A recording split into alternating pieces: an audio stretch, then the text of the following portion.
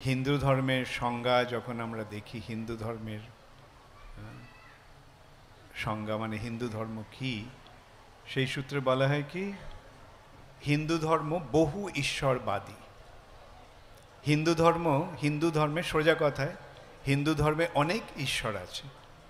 হ্যাঁ, ঠিকই, অনেক ঈশ্বর আছে, কিন্তু পরমেশ্বর যে আছে সেটা কিন্তু হিন্দুদের জানা নেই। তাদের চোখে কি হয়েছে? সব এক। কারা এক? দেবদেবী আর ভগবান সব এক।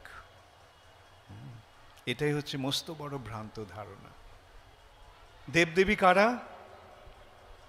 দেবদেবী কারা? দেবতা, তাই না? দেবতা, হ্যাঁ, পুংলিঙ্গে দেব বা দেবতা, আর স্ত্রীলিঙ্গে দেবী, আর উভয় লিঙ্গেই হয়ে যাচ্ছে দেবতা, মিলিতভাবে দেবতা, দেবদেবী। এই দেবদেবী কারা? দেবদেবীরা কি আছে, না এগুলো কল্পনা? কে কে মনে করেন এগুলো কল্পনা? কে কে মনে করেন দেবদেবী আছে? খুব ভালো। আমি যে বারবার হাত তুলতে যদি বলি, কিছু মনে করবেন না তো? হ্যাঁ, আমি দেখতে চাই আর কি কীরকম, হ্যাঁ, আপনাদের ধারণাটা। দেবদেবী আছে। যেমন এই কলকাতা শহরে বিভিন্ন ডিপার্টমেন্ট আছে না? হ্যাঁ, মানে ওয়েস্ট বেঙ্গল গভর্নমেন্টের ওয়াটার সাপ্লাই ডিপার্টমেন্ট আছে, ইলেকট্রিক সাপ্লাই ডিপার্টমেন্ট আছে, আছে না? হ্যাঁ, এই যে বিভিন্ন ডিপার্টমেন্ট আছে, ওয়াটার সাপ্লাই, ইলেকট্রিক সাপ্লাই, হ্যাঁ, PWD, public works department, education department, finance department, হ্যাঁ, এই যে পশ্চিমবঙ্গের যে মন্ত্রিমণ্ডলী, তার মধ্যে বিভিন্ন বিভাগীয় কর্তা রয়েছে। হ্যাঁ, ঠিক তেমনই এই ব্রহ্মাণ্ডের ব্যাপারেও এই বিভাগ রয়েছে এবং তার কর্তা রয়েছে। যেমন সারা ব্রহ্মাণ্ডের বায়ু বিভাগ রয়েছে, তাই না? এই যে বায়ু যে বইছে, হ্যাঁ, বায়ু যে আছে, সেই বিভাগের কর্তা, অধিকর্তা কে? পবন দেব, পবন দেব। জলের বিভাগ আছে, জল বিভাগের অধ্যক্ষ কে? বরুণ দেব। আগুন বিভাগ আছে, সেই আগুন বিভাগের কর্তা কে? অগ্নিদেব। এডুকেশন ডিপার্টমেন্ট আছে, বিদ্যা বিভাগ, সেই বিভাগের অধ্যক্ষা কে? সরস্বতী দেবী। তেমনি ফাইন্যান্স ডিপার্টমেন্টের অধ্যক্ষ কে? লক্ষ্মী দেবী। তো এরা সব হচ্ছে দেব দেবী, তারা এই ব্রহ্মাণ্ডের বিভিন্ন বিভাগের কর্তা। আর তারপরে এই বিভাগে মানে সমস্ত এই জগতের অধ্যক্ষাকে মহামায়া বা দুর্গা দেবী। দুর্গা, তিনি কে? তিনি এই সমস্ত জগতের ধাত্রী, জগৎ ধাত্রী, এই জগৎটাকে পালন করছেন তিনি। আবার তার অনেক রকম রূপ রয়েছে, যেমন তার শান্ত বা স্নিগ্ধ রূপ হচ্ছে, সেই রূপে কি? তিনি অন্নপূর্ণা। এই জগতে যে অন্ন, সে কে সাপ্লাই করছে? অন্নপূর্ণা। এই জগতের ধারণ কে করছে, পালন কে করছে? জগৎধাত্রী। আবার এই জগতে যারা দুরাচারী, দুর্বৃত্ত, অসুর, তাদেরকে দমন করছেন কে? দুর্গা, মহিষাসুরমর্দিনী। এটা হচ্ছে তার উগ্র রূপ। অন্নপূর্ণা, জগদ্ধাত্রী, হ্যাঁ, এই সমস্ত রূপগুলি স্নিগ্ধ রূপ, আর উগ্র রূপ হচ্ছে দুর্গা আদি। এবং তার আবার প্রচণ্ড রূপ আছে, সেই প্রচণ্ড রূপ হচ্ছে কালী। ধ্বংস করতে করতে একেবারে তার জ্ঞান লোপ পেয়ে গেছে, সবাইকে মেরে ফেলছে। তাই জন্য আপনারা দেখেন, শিব এসে পথে দাঁড়ালো, যাতে পথে শুয়ে পড়লো, যাতে কালীর চেতনা ফিরে আসে।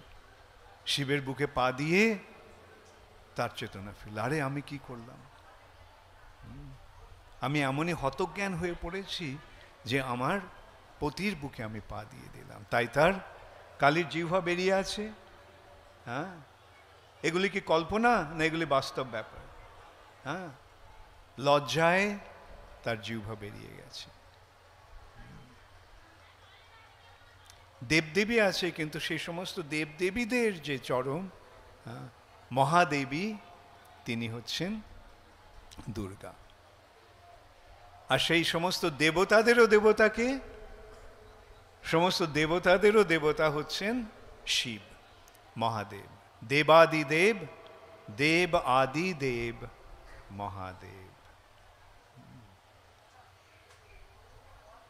এখন প্রতিটি ব্রহ্মাণ্ডেই এরকম বিভিন্ন দেবদেবী রয়েছে। আর ব্রহ্মাণ্ড কি এই একটাই ব্রহ্মাণ্ড? অসংখ্য ব্রহ্মাণ্ড রয়েছে, এবং সমস্ত ব্রহ্মাণ্ডে এই সেট অফ দেবদেবী রয়েছে, এই দেবদেবীরা রয়েছে।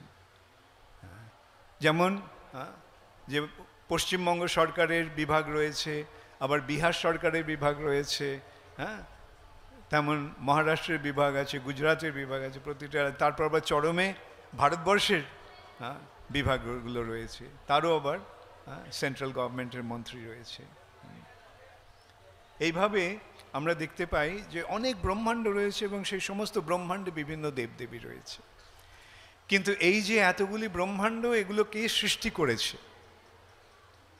দেবদেবীরা সৃষ্টি করেছে? না, যিনি সৃষ্টি করেছেন তিনি হচ্ছেন জগন্নাথ, তিনি হচ্ছেন পরমেশ্বর ভগবান। ভগবান, এই যে দুটো শব্দের পার্থক্য আমাদের বুঝতে হবে ঠিক করে। দেবদেবীর সঙ্গে ভগবানের পার্থক্য কি? দেবদেবীরা কি ভগবান? না, ভগবান। তাহলে প্রতিটি সংস্কৃত প্রতিটি শব্দের একটা অর্থ আছে, প্রতিটি ভাষাতেই শব্দগুলোর অর্থ আছে। সেটা আমরা সেই জন্য অভিধান আছে, সেই শব্দের অর্থ কোষ।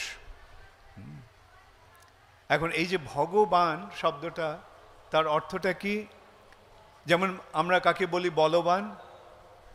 কাকে আমরা বলি বলবান? যার বল আছে। কাকে আমরা বলি ধনবান? যার ধন আছে। কাকে আমরা বলি রূপবান? যার রূপ আছে। তাহলে কাকে আমরা বলবো ভগবান? Very good. এখন ভগ শব্দটার অর্থ কি? হ্যাঁ, আপনারা অনেকেই নিশ্চয়ই জানেন, তবু আমি এটা বলছি। ভগ শব্দটার অর্থ হচ্ছে যার মধ্যে 6টি গুণ পূর্ণরূপে রয়েছে। সেই 6টি গুণ কি কি? সমগ্র ঐশ্বর্য। সমগ্র ঐশ্বর্য মানে যত জগতে যত ধন সম্পদ আছে সব কিছুর মালিক হচ্ছেন তিনি। ঐশ্বর্যস্য, সমগ্রস্য। বীর্যস্য, বীর্য মানে হচ্ছে শক্তি। এই সমস্ত শক্তি কার আছে? সর্বশক্তিমান কে? এই সমগ্র ঐশ্বর্য, সমগ্র বীর্য, সমগ্র যশ, সমগ্র সৌন্দর্য, সমগ্র জ্ঞান এবং সমগ্র বৈরাগ্য যার আছে, এই 6টি গুণ যার আছে, ঐশ্বর্যস্য, সমগ্রস্য, বীর্যস্য, যশস্য, শ্রিয়, জ্ঞান বৈরাগ্যয়শ্চৈব সন্নাং ইতি ভগাঙ্গনা। এমন কাউকে আমরা জানি যে বলতে পারে অন্তত সারা সমগ্র ঐশ্বর্য তার আছে? না। সমগ্র বীর্য তার আছে? না। সমগ্র যশ, সমগ্র শ্রী, সমগ্র জ্ঞান, সমগ্র বৈরাগ। একজনকে আমরা দেখতে পাই যার মধ্যে একটা গুণও পূর্ণরূপে রয়েছে, কিন্তু এই 6টি গুণ যার মধ্যে পূর্ণরূপে রয়েছে তিনি হচ্ছেন ভগবান। মানে ভগ শব্দটা হচ্ছে এই সমগ্র রূপে এই 6টি গুণ, এবং যার আছে তিনি হচ্ছেন ভগবান।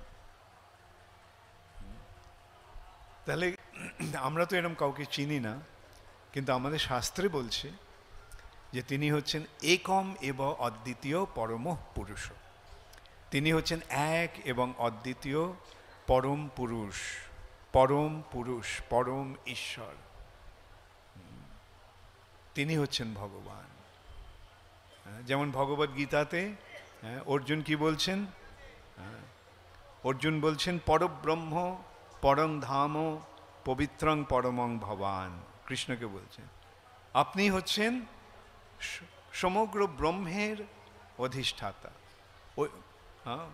পরং ব্রহ্ম, সমস্ত ব্রহ্মের যে উৎস, সেই পরম ব্রহ্ম হচ্ছেন আপনি। পরম ধাম, সকলের পরম আশ্রয় আপনি।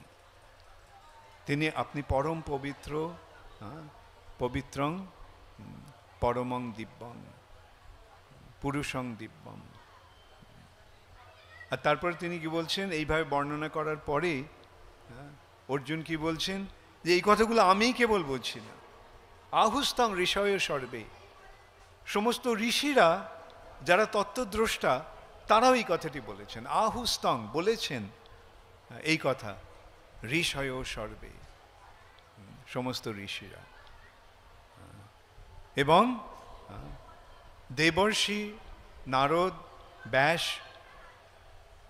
অসিত, দেবল, ব্যাস, নারদ, ব্যাস, দেবল, অসিত, এই সমস্ত মহাপ্রাজ্ঞ মুনি ঋষিরা সেই কথা বলেছেন। এবং স্বয়ং চৈব ব্রবীষিমে, এবং সেই কথাটি আপনি নিজেই এখন বলছেন। অর্থাৎ ভগবানকে যদি জানতে হয় তাহলে ভগবদ গীতার মাধ্যমে জানতে হবে। ভগবদ গীতা যদি আমরা যথাযথভাবে যথার্থ শিক্ষার মাধ্যমে যদি আমরা উপলব্ধি করতে পারি তাহলে এগুলো সমস্ত সরলভাবে জানা হয়ে যায়। এ কথা দেবদেবীর পার্থক্য ভগবদ গীতাতে কৃষ্ণ বারবার বলে গেছেন। জানতি দেবব্রতা দেবান, যারা দেবদেবীদের পূজা করে তারা দেবতাদের লোকে যাবে, স্বর্গলোকে যাবে। জানতি দেবব্রতা দেবান, পিতৃন যান্ত্রী পিতৃব্রতা, যারা পিতৃদের পূজা করে তারা পিতৃলোকে যাবে। ভূতানি জানতি ভূতের যা, যারা ভূত প্রেতদের পূজা করে তারা ওদের ওই ভূত প্রেতের লোকে যাবে, ভূত হয়ে থাকবে। জানতি মজ্জাজিনোপি মাম, যারা আমার আরাধনা করে তারা আমার কাছে আসবে। তাহলে এখানে দেবদেবী আর কৃষ্ণের মধ্যে পার্থক্য আমরা দেখতে পাচ্ছি। এবং এই ব্যাপারটা ভালোভাবে বুঝতে হবে। তাহলে এই পরিপ্রেক্ষিতে যদি আমরা দেখি তাহলে হিন্দু ধর্ম অনুসারে বা বেদের নির্দেশ অনুসারে পরমেশ্বর ভগবান কজন? একজন। তাহলে কেন আমরা বলছি এই হিন্দু ধর্ম বহু ঈশ্বরবাদী? যথার্থ জ্ঞান নেই। মূল কথাটা হচ্ছে তারা আমাদের শাস্ত্র পড়েনি বা বোঝেনি। শাস্ত্র পড়েছে অনেক, ওদের সমস্ত হাজার হাজার শ্লোক কণ্ঠস্থ, বড় বড় পণ্ডিত, কিন্তু মূল কথাটাই বুঝতে পারেনি। কেন? কেন উপযুক্ত শিক্ষকের কাছে তারা শিক্ষাপ্রাপ্ত হয়নি। যে নিজে জানে না সে অন্যকে কি বোঝাবে? যে নিজে ডাক্তার নয় সে কি অন্য কাউকে ডাক্তার তৈরি করতে পারে? যে নিজে ইঞ্জিনিয়ার নয় সে কি কাউকে ইঞ্জিনিয়ার বানাতে পারে? তাই তত্ত্বজ্ঞানটি লাভ করতে হলে আমাদেরকে যথার্থ শিক্ষকের মাধ্যমে শিক্ষা লাভ করতে হবে। সেই শিক্ষা লাভের পর্যায়টা কি বলা হচ্ছে শাস্ত্রে? আমাদের শাস্ত্রে বলা হচ্ছে ব্রহ্ম, শ্রী, রুদ্র এবং কুমার, এই চারটি সম্প্রদায় রয়েছে। এই চারটি চত্তারক ক্ষিতি পাবনা, এই চারটি সম্প্রদায় এই জগতে যথার্থ জ্ঞান দান করে জীবকে এই জগতের বন্ধন থেকে উদ্ধার করতে পারে। ক্ষিতি পাবনা, এই পৃথিবীকে উদ্ধার করতে পারে। ব্রহ্ম সম্প্রদায়, সৃষ্টির আদিতে ভগবান ব্রহ্মাকে এই জ্ঞানটি দান করেছিলেন এবং ব্রহ্মা থেকে সেই সম্প্রদায় আসছে। ব্রহ্মা থেকে নারদ, ব্যাস, মধ্বাচার্য, চৈতন্য মহাপ্রভু ধারায়। শ্রী সম্প্রদায় লক্ষ্মী দেবী থেকে আসছে এই সম্প্রদায়। লক্ষ্মী দেবী এই জ্ঞানটি দান করলেন, তত্ত্বজ্ঞান। রুদ্র সম্প্রদায়, মহাদেব এই জ্ঞানটি দান করলেন, রুদ্র সম্প্রদায়। এবং চতুর্শন, সনক, সনাতন, সনন্দন, সনত কুমার, এরা যে জ্ঞানটি দান করলেন সেটা হচ্ছে কুমার সম্প্রদায়। কলিযুগের প্রভাবে এই জ্ঞানটি কলুষিত হয়েছিল বা নষ্ট হয়ে গিয়েছিল। সকালে নেহ মহতা যোগ নষ্ট পরন্তপ। যেমন ভগবান অর্জুনকে বললেন যে এই দিব্য জ্ঞানটি, যেটি আমি প্রথমে বিবস্বানকে দিয়েছিলাম, সেই জ্ঞানটি কালক্রমে কালের প্রভাবে সকালে নেহ, এই যে মহত জ্ঞান, সকালে নেহ মহতা যোগ নষ্ট পরন্তপ, তাই এই জ্ঞানটি আমি তোমাকে তোমার মাধ্যমে দান করছি। ভক্ত, কেন? তোমার যোগ্যতাটা কি? ভক্ত সীমে সখা চেতি রহস্যম হি এতদুত্তম। জ্ঞানটা নষ্ট হয়ে গিয়েছিল, কিন্তু এই জ্ঞানটি আবার পুনঃস্থাপন করছে। কালে, সময়ের প্রভাবে, কালক্রমে এটা হয়, জ্ঞানটা নষ্ট হয়ে যায় এবং তখন এই জ্ঞানটি আবার ভগবানেরই প্রভাবে, ভগবানেরই কৃপায় এই জ্ঞানটি আবার তার প্রবর্তন হয়, সংশোধন হয়। কলিযুগের প্রভাবে এই জ্ঞান নষ্ট হয়ে গিয়েছিল, তাই 4টি সম্প্রদায়ে 4জন সম্প্রদায় আচার্য এসে এই জ্ঞানটিকে আবার পুনঃস্থাপন করলেন। ব্রহ্ম সম্প্রদায়কে সংশোধন করে হারিয়ে গিয়েছিল জ্ঞানটা, সেই জ্ঞানটাকে আবার পুনঃস্থাপন করলেন মধ্বাচার্য। শ্রী সম্প্রদায় এলেন রামানুজাচার্য। রুদ্র সম্প্রদায়ে এলেন বিষ্ণুস্বামী এবং কুমার সম্প্রদায়ে এলেন নিম্বার্কাচার্য। এই 4জন সম্প্রদায় আচার্য এসে তাদের সম্প্রদায়গুলি পুনঃপ্রতিষ্ঠা করলেন। তাই এই সম্প্রদায়গুলি কি বলা হচ্ছে? ব্রহ্ম মধ্য সম্প্রদায়। আর এই সম্প্রদায় শ্রী চৈতন্য মহাপ্রভু আবির্ভূত হয়ে একটা অপূর্ব সমন্বয় সৃষ্টি করলেন। এই 4টি সম্প্রদায়ের যে মতবাদ, সেই মতবাদ নিয়ে সংঘাত হচ্ছিল। সংঘাতটা কীরকম হচ্ছিল? আমি ভাবছি কতটা পেছনে যাব। আচ্ছা ঠিক আছে, বলতে যখন শুরু করেছি তখন বলতে হবেই। হ্যাঁ, কলিযুগের প্রভাবে কি হলো? কলিযুগের প্রভাবে রাক্ষসা কলিমাশ্রিত জায়ন্তে ব্রহ্মজনীষু। কলিযুগকে আশ্রয় করে রাক্ষসেরা ব্রাহ্মণ পরিবারে জন্মগ্রহণ করে বেদের সর্বনাশ করল। বেদটাকে সম্পূর্ণ নষ্ট করে দিল, বেদের যে জ্ঞান। আর সেই বেদকে আশ্রয় করে অনর্থক পশু বলি শুরু হলো।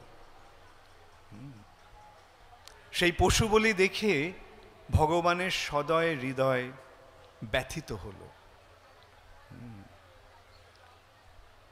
নিন্দসী যজ্ঞবিদেরহ শ্রুতি জাতং। শ্রুতির নাম করে যে যজ্ঞবিধির করে, যজ্ঞবিধির মাধ্যমে, যজ্ঞের মাধ্যমে যে পশু বলি হচ্ছিল, সেই পশু বলি দেখে ভগবানের সদয় হৃদয় দর্শিত পশুঘাতম, তা দেখে কেশব ধৃতা বুদ্ধ শরীর। কেশব কৃষ্ণ তিনি বুদ্ধদেব রূপে এলেন, এসেই পশু বলির নাম করে, যজ্ঞের নাম করে যে পশু বলি হচ্ছিল সেটা বন্ধ করলেন। কিভাবে বন্ধন করলেন? বেদের অনুসরণের কোনো প্রয়োজন নেই, বেদকে তিনি বাতিল করে দিলেন, বেদের প্রয়োজন নেই। তিনি এসে একটা নতুন ধর্ম স্থাপন করলেন, সরল ধর্ম, সত্যং বদ ধর্মং চর, অহিংসার ধর্ম স্থাপন করলেন। পশু বলি বন্ধ হলো, কিন্তু বেদ না মানলে কি করে ভগবানকে জানা যাবে? বেদ না মানিয়া বৌদ্ধ হইল নাস্তিক। যেহেতু বৌদ্ধরা বেদ মানল না, তাই যদিও তারা ভগবানকেও অনুসরণ করছেন, কিন্তু তার যে মতবাদ সেটা নাস্তিক্যবাদে পরিণত হল। বুদ্ধদেব এসে ভগবান সম্বন্ধে, যদিও তিনি ভগবান স্বয়ং, ভগবান সম্বন্ধে কিছু বলেননি। তিনি কি বললেন? যে জীবনের পরম উদ্দেশ্য হচ্ছে ভালো হও, খারাপ কাজ করো না, এই যে খারাপ কাজগুলি বন্ধ করো। এইভাবে তিনি অহিংসার ধর্ম স্থাপন করলেন। পশু বলি বন্ধ হলো, কিন্তু ভগবানকে জানার উপায়টা আর রইল না। কেন? বেদের মাধ্যমেই ভগবানকে জানা যায়, বেদ ছাড়া ভগবানকে জানা যায় না। এখন বেদ, এখন কাজটা হাসিল হয়েছে, ভগবান কাজটা হাসিল করে দিয়েছেন, পশু বলি বন্ধ হলো, কিন্তু এখন কি করতে হবে? বেদের পুনঃস্থাপন করতে হবে। তাই জন্য তিনি কি করলেন? মহাদেবকে বললেন, শিবকে বললেন, মায়াবাদম অসচ্ছাস্ত্রম প্রচ্ছন্ন বৌদ্ধমুচ্যতে ময়ৈব বিহিতং দেবী কলৌ ব্রাহ্মণ মূর্তিনা। ভগবানের নির্দেশ পেয়ে শিব দেবীকে বলছেন, পার্বতীকে বলছেন যে মায়াবাদ নামক একটা অনিত্য শাস্ত্র, অনিত্য সিদ্ধান্ত আমি স্থাপন করব। মায়াবাদম অসৎ, অসৎ মানে অনিত্য, শাস্ত্রম যেটা হচ্ছে প্রচ্ছন্ন বৌদ্ধম উচ্চতে, এটা অ্যাকচুয়ালি প্রচ্ছন্ন আচ্ছাদিত বৌদ্ধবাদ, আচ্ছাদিত বৌদ্ধবাদ। কেন? কেন সরাসরিভাবে যদি আবার বেদকে স্থাপন করতে হয় তাহলে তো ওরা তো মানবে না, ওরা বলবে ওটা তোমাদের ধর্ম, তোমাদের মতবাদ, আমরা আমাদের মতবাদ আলাদা। তাই জন্য একটা মধ্যবর্তী একটা পথ অবলম্বন করার প্রয়োজন হয়েছিল, সেটা শঙ্করাচার্য করলেন, শিব এসে শঙ্করাচার্য রূপে করলেন। এবং তিনি কি করলেন? তিনি বললেন, তোমরা বলছো যে জীবনের চরম উদ্দেশ্য হচ্ছে নির্বাণ, মানে নির্বাণ মানে শূন্যে লীন হয়ে যাওয়া, শূন্যে লীন হয়ে যাওয়া। এই জগৎটা আছে বলে, এই জগতের বৈশিষ্ট্য আছে বলে, বা আমাদের এই শরীরটা আছে বলে আমরা কষ্ট ভোগ করছি। শরীর যদি না থাকে তাহলে কষ্ট ভোগ হবে না।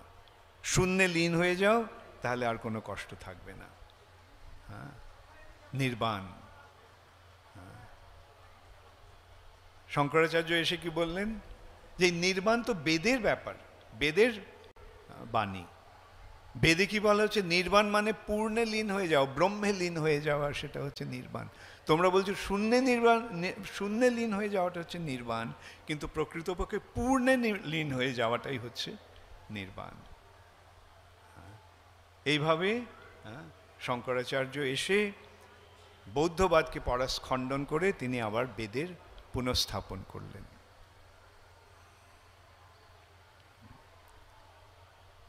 এখন এই বেদে এই শঙ্করাচার্যের যে মতবাদ, যাকে বলা হচ্ছে মায়াবাদ বা কেবলাদ্বৈতবাদ বা বিবর্তবাদ, এটাতে তিনি কি করলেন? যে ব্রহ্মই হচ্ছে সব এবং ব্রহ্ম নিরাকার নির্বিশেষ, ব্রহ্ম হচ্ছে পূর্ণ, এই সেই পূর্ণ হচ্ছে নিরাকার নির্বিশেষ।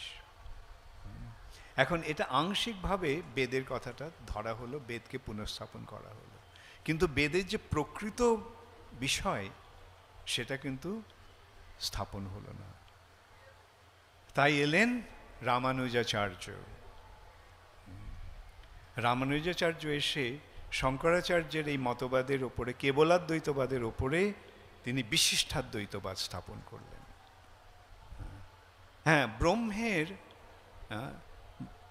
বৈশিষ্ট্য নেই, গুণ নেই, নির্গুণ, নিঃশক্তি, শক্তি নেই ইত্যাদি, যেভাবে শঙ্করাচার্য বিশ্লেষণ করলেন। কিন্তু রামানুজাচার্য এসে বললেন যে এই ব্রহ্ম নিরাকার নির্বিশেষ নয়। ব্রহ্মের যে প্রতিফলন এই জগৎ, সেই জগৎটা যে একটা প্রতিফলন, চিৎ জগতের প্রতিফলন হচ্ছে এই জগৎ। কিভাবে তিনি এটা স্থাপন করলেন? শঙ্করাচার্য তার মতবাদ স্থাপন করতে গিয়ে বলেছিলেন যে এই জগৎটা হচ্ছে ভ্রম, ভুল। ব্রহ্ম সত্য, জগৎ মিথ্যা। মিথ্যা মানে এই জগৎটা নেই। তার দৃষ্টান্ত তিনি দিলেন যে এটা মায়া বা এটা একটা ভ্রান্ত ধারণা। যেমন এই যে মায়া বা ইলিউশন, ভ্রান্তি, সেটা কীরকম? যে মরীচিকাতে জল ভ্রম হচ্ছে, মরীচিকায় পথভ্রষ্ট হয়ে পথিক মরীচিকা থেকে দেখে ভাবছে এখানে জল আছে। পথিক সে তৃষ্ণার্ত হয়ে সেই মরীচিকার পেছনে ছুটছে। তার ফলে কি কোনোদিন তার তৃষ্ণার নিবৃত্তি হবে? হবে না। আরেকটা দৃষ্টান্ত দিলেন যে রজ্জুতে সর্পভ্রম। একটা দড়িতে আধো অন্ধকারে একটা রশ্মি দড়িতে, রজ্জুতে সর্পভ্রম, সাপ বলে ভুল হয়। এটা সাপ নয়, রশ্মি, রজ্জু, কিন্তু মনে হচ্ছে এটা সাপ। এইভাবে তিনি মায়াবাদকে স্থাপন করলেন। এগুলি মায়া, এটা নয়, কিন্তু আমরা মনে করছি। দেখুন রামানুজাচার্য কি সুন্দরভাবে তাই মতবাদটাকে খণ্ডন করলেন। ঠিক আছে, মরীচিকায় জল নেই, কিন্তু কোথাও না কোথাও তো জল আছে, সেই জন্য মরীচিকাকে জল ভ্রম হচ্ছে। যদি না থাকতো তাহলে ভ্রমের কি প্রশ্ন আসতো? রজ্জুতে সর্প নেই, কিন্তু সর্প কোথাও আছে বলেই রজ্জুতে সর্প ভ্রম হচ্ছে। তাহলে এই যে এই জগতে যে আমরা বৈচিত্র্য দেখছি, এই বৈচিত্র্যটা কোথাও আছে, তা না হলে এই বৈচিত্র্য আমরা কিভাবে দেখব? তার দৃষ্টান্ত কিভাবে আমরা পাচ্ছি ভগবদ্গীতায়? ঊর্ধ্বমূলম অধঃশাখাম অশ্বত্থম প্রাহুরব্বয়ম ছন্দাংশি যস্য পত্রাণি যস্তং বেদ স বেদবিদ। এই জড়জগতের বিশ্লেষণ কিভাবে হচ্ছে? ঊর্ধ্বমূলম, একটা অশ্বত্থ গাছ যার মূলটা ওপর দিকে আর শাখাগুলি নিচের দিকে। ঊর্ধ্বমূলম অধঃশাখাম অশ্বত্থম প্রাহুরব্বয়ম।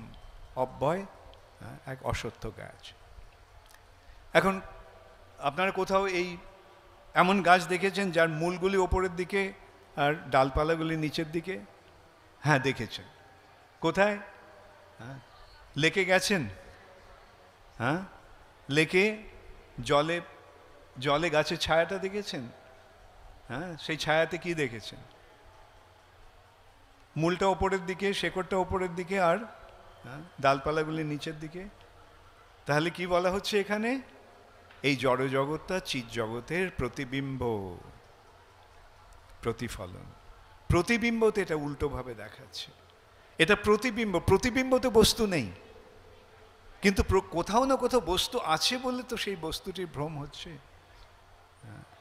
আমি গাছের একটা প্রতিবিম্বতে আমি দেখছি সবুজ পাতা, লাল ফুল আর হলদে ফল। এখন সেই ছায়াতে পাতাও নেই, ফুলও নেই, ফলও নেই, মনে হচ্ছে আছে, কিন্তু ওই ছায়াতে, ছায়ার ফল থেকে আমার পেট ভরবে? কিন্তু কেননা সেটা বাস্তব বস্তু নয়। সেই বাস্তব বস্তু হচ্ছে চিৎ জগতে। সেখানে সেখানে সেই এখানে আমরা যা দেখছি তার প্রকৃত রূপটি, তার প্রকৃত স্থিতি, তার সেই বস্তুটি ওখানে আছে। এইভাবে তিনি শঙ্করাচার্যের কেবলাদ্বৈতবাদকে তিনি খণ্ডন করে রামানুজাচার্য বিশিষ্টাদ্বৈতবাদ স্থাপন করলেন। তারপরে কালক্রমে মধ্বাচার্য, নিম্বার্কাচার্য, বিষ্ণুস্বামী এসে, এই চার সম্প্রদায় আচার্য এসে এই বেদের যে তত্ত্বটি, বেদের তত্ত্বজ্ঞানটি পূর্ণরূপে তারা স্থাপন করলেন। তারা স্থাপন করলেন, পূর্ণরূপে বলবো না, তারা স্থাপন করলেন। এখন তাদের এই যে মতবাদ, তার মধ্যেও কিছু বৈষম্য ছিল বা ভেদ ছিল। চৈতন্য মহাপ্রভু এসে তার পূর্ণ ইয়ে করলেন। শঙ্করাচার্যের মতবাদ, রামানুজাচার্যের মতবাদ, বৈষ্ণব আচার্যদের মতবাদ, যে বিভেদটা ছিল সেই বিভেদটা তিনি তিনি সমাধান করলেন। কিভাবে করলেন সেই সম্বন্ধে এইভাবে বলা যায় যে বৌদ্ধবাদের নাস্তিকতার ভূমিতে, বৌদ্ধবাদের যে ভূমি, সেই ভূমিতে শঙ্করাচার্য ভিত্তি স্থাপন করলেন। একটা বাড়ি উঠবে, বাড়িটা উঠবে এই দিকে, ভিত্তিটা কোন দিকে যায়? ভিত্তিটা উল্টো দিকে যায়। তাই আপাত দৃষ্টিতে মনে হচ্ছে যে শঙ্করাচার্য যেন এই যে বেদের যে প্রকৃত তত্ত্ব, সেই প্রকৃত তত্ত্বের বিরোধী না, তিনি সেই বেদ প্রতিষ্ঠা করার মাধ্যমে তিনি ভিত্তি স্থাপন করলেন। সেই ভিত্তির ওপরে চারজন বৈষ্ণবাচার্য, মধ্বাচার্য, রামানুজাচার্য, নিম্বার্কাচার্য এবং বিষ্ণুস্বামী একটা মন্দির তৈরি করলেন। আপনারা কে কে মায়াপুরে চৈতন্য মঠে গেছেন? আচ্ছা, সেই চৈতন্য মঠে যে শ্রী শ্রী গান্ধর্বিকা গিরিধারী গৌরসুন্দরের যে মন্দির, সেই মন্দিরটাতে দেখেছেন আপনারা? সেই মন্দিরের চারদিকে কে কি আছে, কাদের মূর্তি আছে? এই চারজন বৈষ্ণবাচার্যের মূর্তি আছে। দেখেছেন? কে কে খেয়াল করেছেন সেটা? শ্রীল ভক্তি সিদ্ধান্ত সরস্বতী ঠাকুর এই কথাটি প্রমাণ করে গেছেন। চারজন বৈষ্ণবাচার্য এসে মন্দির তৈরি করলেন। শঙ্করাচার্য ভিত্তি স্থাপন করলেন, বৈষ্ণবাচার্যেরা মন্দির স্থাপন করলেন, আর শ্রী চৈতন্য মহাপ্রভু এসে সেই মন্দিরে রাধাকৃষ্ণের বিগ্রহ স্থাপন করলেন।